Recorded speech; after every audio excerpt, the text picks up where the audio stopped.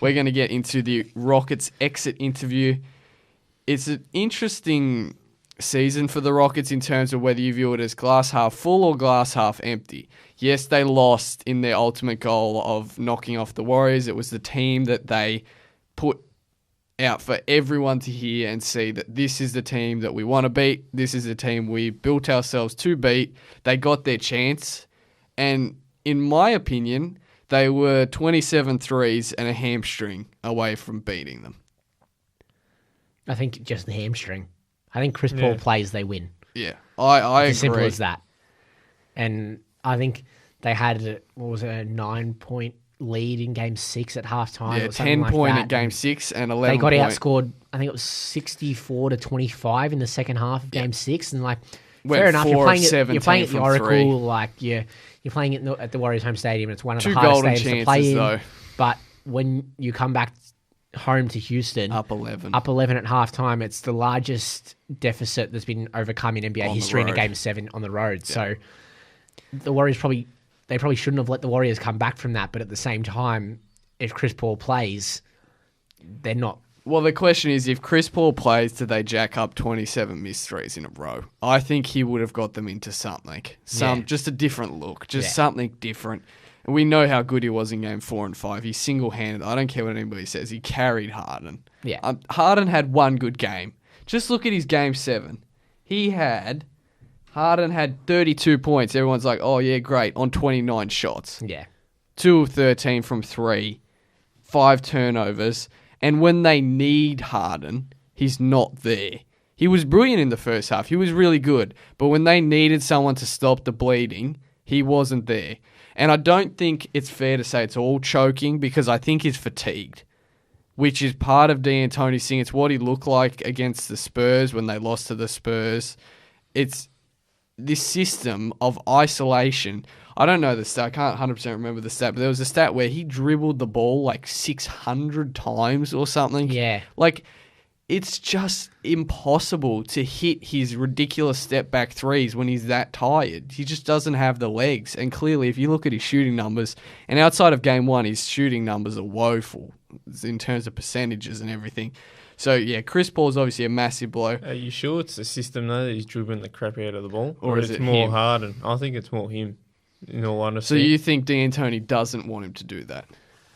Well, I'm not sure. I'm not in the inner sanctum, but from what traditionally what his philosophy is the 13 seconds or 7 seconds. 7 seconds get the shot off. Yeah. So why is he dribbling the crap out of the ball for a It lot? is true.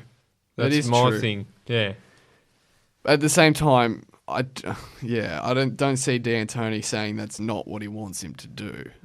I just think if he didn't want him to do that, be a bit more vocal with it. But it is a crazy stat, and I won't take credit for it. But Eric Sidewater from Twitter, the likelihood of the Rockets, a 36.2% three-point shooting team, missing 27 threes in a row is 0.00084%, or 1 in 118,757.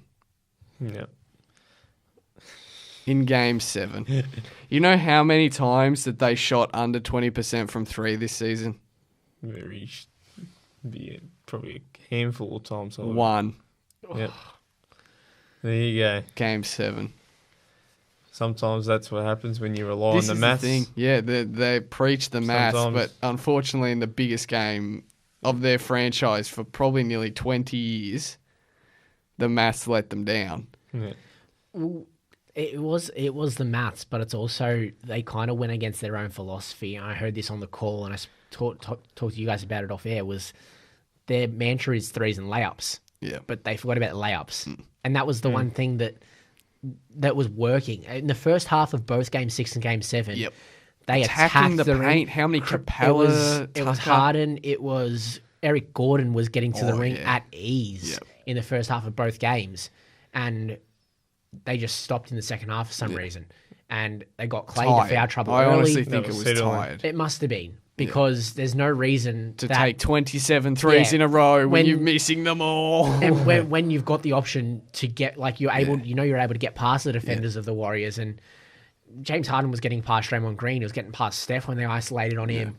He can get past anyone. Yeah, he can get past anyone. And Eric Gordon was, I think, he's been defended by Durant at times. He's been defended by In the Clay. first half, he managed to get past their entire team to get a layup in the last 1 second. So, yeah, they clearly look tired. The question for next season, though, do they run it back again? Because Chris Paul, obviously, he's going to be eligible for a 5-year, $205 million max, which would have to go into the luxury cap to a luxury tax, I should say, to sign, because whole complicated thing with his bird rights, but because he wasn't free agent or whatnot, his bird rights still carry over from the Clippers. He's 33 years old. If he wants that 5-year max contract, it's just such a tricky scenario.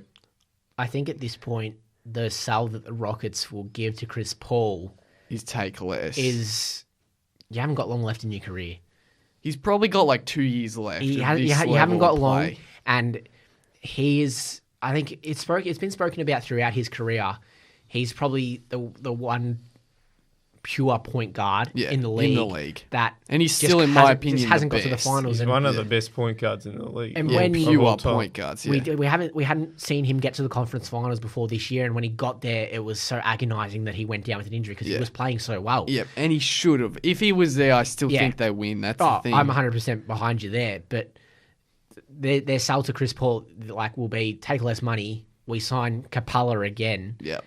And we get some role players back. We add maybe 1 or 2 more pieces. Yep. They can beat the Warriors next season. Yeah, it's going to be... Obviously, they have a big offseason, not just with Paul, but they've got Trevor Ariza. Do you re-sign Trevor Ariza? Obviously, he had a woeful 0 of 9 from 3, 0 points in Game 7. They've got, obviously, Clint Capela's the big one, because Clint's contract this year was just over $2 million. He's going to be a free agent, and he's going to be commanding a big contract. They've got that. The biggest problem, obviously a lot of people will say, go and get LeBron, and Houston is one of the teams that is on the LeBron watch list. Unfortunately, it's not that easy because you're stuck. Butcher the whole list. Yeah, mainly the biggest problem they have is that Ryan Anderson contract. That $41 million over 2 years that he's still got left. No one's going to take that. Yeah, that's if you can't get rid of that. It's going to have to be some ridiculous... Need an amnesty clause. That's what they need. Yeah. That one is just an elephant in the room that's going to be really hard to get over. Obviously, they've got Eric Gordon still on a pretty friendly contract. PJ Tucker's all right. Then they've got Nene locked up. What do they do with Gerald Green? I actually thought he was okay. He offered a bit as a bit player. Yeah, they've got some big questions. If I was them, I know that Paul George has said he wants to go to the Lakers and there's been no indication that he would go to the Rockets. I think Paul George would be better for this team than LeBron.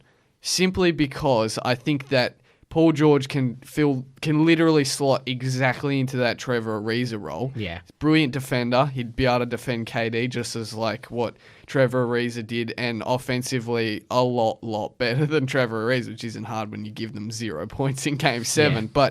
And that's also... They'd have to do some...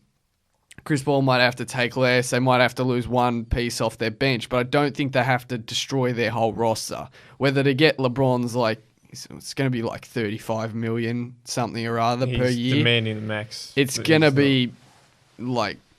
You're going to have to destroy your team to get him. And also on offense, LeBron demands the ball. That's it. Their system kind of breaks down. Whether Paul George fits into their system. Yeah. I just think if Paul George would be perfect. I'm not sure if you can convince him to come, but if they got Paul George and were able to re-sign Capela, Paul, and keep Gordon and not lose too many of their depth players, I think they'll be around there. I think they'll find a way. They're going to have to. Yeah. But I think they're just going to find a way to sign these guys, and I think they're going to sign a lot of those just 3-point role players and 3-and-D guys. And just run it back and see how it goes. They're going to have to. And honestly, if they run this exact same team back next year, there's every chance they win. Oh, yeah. So the main thing the Rockets can take from this season is that they did what no one else has been able to do in the last 2 years. They made this Warriors team look vulnerable. Yeah. That aura of invincibility that this team has had over 2 years, now it was only for a split second, but they made them look like, hang on a second, these guys can lose. Yeah. Which nobody's been able to do. So They took them to 7. They probably would have won if it wasn't for CP3. You can't ask for more. I think run it back. If you can add a Paul George, I'd do it. I wouldn't add LeBron. I just think it destroys your team. It just destroys it. But we'll have to wait and see. It is a massive off-season for them.